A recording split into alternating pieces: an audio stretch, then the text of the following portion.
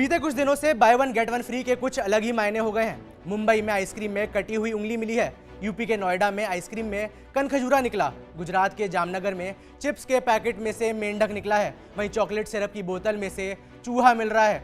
Railway के खाने में कॉकरोच भी मिल चुका है। तो वहीं एयर इंडिया की फ्लाइट के खाने में रेजर ब्लेड भी निकल चुका है। अब भैया by one get one free की ये स्कीम होती तो बहुत अच्छी है, लेकिन फ्री भी वही चीज दी जाती है जो सामने वाले को स्वीकार हो। ये मामले विचित्र होने के साथ साथ कई लोगों के लिए एक बुरा सपना भी बन गए हैं।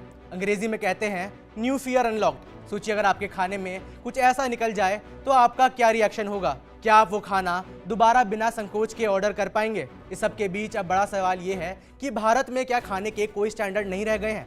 एक आधा केस कभी हम सुन भी लेते थे, लेकिन एक के बाद एक ही महीने में लापरवाही के इतने मामले कैसे सामने आ सकते हैं? क्या खाने का सामान बेचने वाले बड़े ब्रांड्स इतने लापरवाह हो गए हैं कि लोगों की जान के साथ अब खिलवाड़ कर रहे हैं? सोशल मीडिया पर लोग सवाल FSSAI से भी पूछ रहे हैं, जिसका काम भारत में खाने की क्वालिटी को मेंटेन करना ही होता है। क्या रहा है पूरा मामला और क्या कार्रवाई की गई है इन केसेस में, इस वीडियो में यही जानने की कोशिश करेंगे। मेरा नाम है वैभव, आप देख रहे हैं जी स्विच।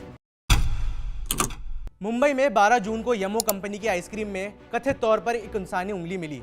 ग्राहक ने ऑनलाइन ऑर्डर करके 3 आइसक्रीम मंगवाई थी। इसमें से बटरस्कॉच फ्लेवर वाली आइसक्रीम के अंदर एक कटी हुई उंगली मिली जो करीब आधे इंच की थी।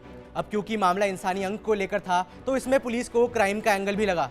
आइसक्रीम के रैपर पर मैन्युफैक्चरिंग एड्रेस पढ़ा गया तो पता चला कि यूपी के गाजियाबाद में बनाई गई थी। मीडिया रिपोर्ट्स का संज्ञान लेते हुए जब गाजियाबाद की खाद्य सुरक्षा विभाग की टीम ने मैन्युफैक्चरिंग प्लांट पर जाकर तफ्तीश की तो पता चला कि आइसक्रीम के जो रैपर होते हैं वो मास और एक कॉमन तरीके से बनाए जाते हैं और इस पर सभी मैन्युफैक्चरर्स का नाम छपा होता है। जब यमो कंपनी को घेरा गया तो उन्होंने कहा कि आइसक्रीम के बनाने में वो थर्ड पार्टी को कॉन्ट्रैक्ट देते हैं और इसमें उनका सीधे तौर पर कोई लेना देना नहीं है। हालांकि जिस मैन्युफैक्चरिंग प्लांट से ये यूनिट निकाली थी उसे फिलहाल बंद कर दिया गया है। इस केस में लेटेस्ट अपडेट ये है कि पुलिस सूत्रों के मुताबिक दावा ये है कि जो आइसक्रीम में उंगली मिली वो उन्हीं के एक फैक्ट्री में काम करने वाले वर्कर की थी जो 11 मई को पैकिंग के दौरान कट गई थी। मुंबई पुलिस ने इस मामले में यमो कंपनी के खिलाफ IPC की धारा 272 बिक्री के लिए खाद्य पदार्थ में मिलावट, 273 हानिकारक भोजन की बिक्री और 336 दूसरे की जान को खतरे में डालने के तहत FIR दर्ज कर जांच शुरू कर दी है।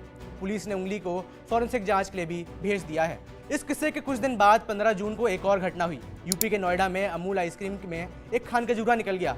ग्राहक ने ऑनलाइन ऑर्डर करके वनीला आइसक्रीम का टब मंगवाया था। आइसक्रीम तो मिली ही, लेकिन साथ में कनखजूरा भी फ्री मिल गया। जब ग्राहक ने ट्विटर पर वीडियो शेयर किया तो अमूल की ओर से तुरंत जवाब आ गया। अमूल की माने तो उन्होंने जांच के लिए वो टब जो था ग्राहक से वापस मांगा था, लेकिन ग्राहक ने वो आइसक्रीम का टब वापस नहीं दिया, जिसकी वजह से कार्रवाई अभी फंसी हुई है। अब इस हफ्ते फूड कंटामिनेशन के 2 और मामले सामने आ चुके हैं। गुजरात के जामनगर में चिप्स के पैकेट में मेंढक निकलने का वीडियो सामने आया है, तो वहीं चॉकलेट सिरप में चूहा निकलने का भी मामला सामने आ चुका है।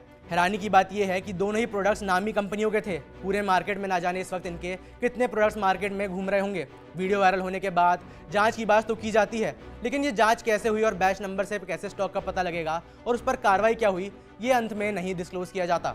इस सब के बीच भारतीय रेलवे और एयर इंडिया ने भी कोई कसर नहीं छोड़ी है। दावा है कि 9 जून को बेंगलुरु से अमेरिका जा रही एक एयर इंडिया फ्लाइट में जो एक शख्स को खाना दिया गया उसमें रेजर ब्लेड जैसा मेटल का टुकड़ा मिला है। यात्री की माने तो जब उसने सोशल मीडिया के जरिए कंप्लेन की तो एयरलाइन ने उसे बिजनेस क्लास के टिकट का ऑफर देकर उसे चुप कराने की कोशिश कर दी। उधर रेलवे से वंदे भारत ट्रेन में भी खाने को लेकर कंप्लेनें आ रही हैं। बताया गया कि 18 जून को यात्रा के दौरान जो दाल दी गई थी उसमें से एक कॉकरोच निकला है। जब रेल मंत्री को टैग करके शिकायत की गई तो PNR नंबर और मोबाइल नंबर मांगकर कार्रवाई का विश्वास दिलाया गया। इस पूरे महीने जो इस तरह की घटनाएं सामने आई हैं उससे ग्राहकों के मन में संदेह पैदा हो गया है।